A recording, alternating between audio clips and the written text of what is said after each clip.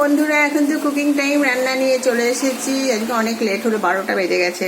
তো রান্নার জোগাড় করে নেওয়া হয়ে গেছে। দুটো কড়াই বসিয়ে দিয়েছি। এই দেখো, একটাতে এই যে শাক করব, শুশুনির শাক। আজকে করব হচ্ছে পেঁয়াজ দিয়ে। তো বানিয়ে নিয়েছি শুশুনির শাক। আর হবে হচ্ছিল লাউ ঘন্ট হবে। লাউ ঘন্ট বানানো হয়ে গেছে। লাউ ঘন্ট হবে হচ্ছে ইলিশ মাছের মাথা দিয়ে। ইলিশ মাছের মাথা দিয়ে লাউ ঘন্ট। আর এই যে বাটা মাছের ঝাল বানাবো।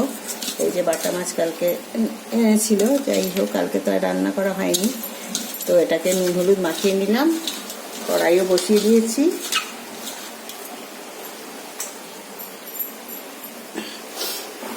কড়াইয়ে তেল দিয়ে দিই।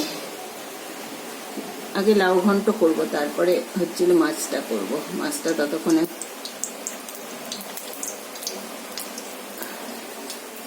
লাউ ঘন্টতে বেশি তেল লাগবে না।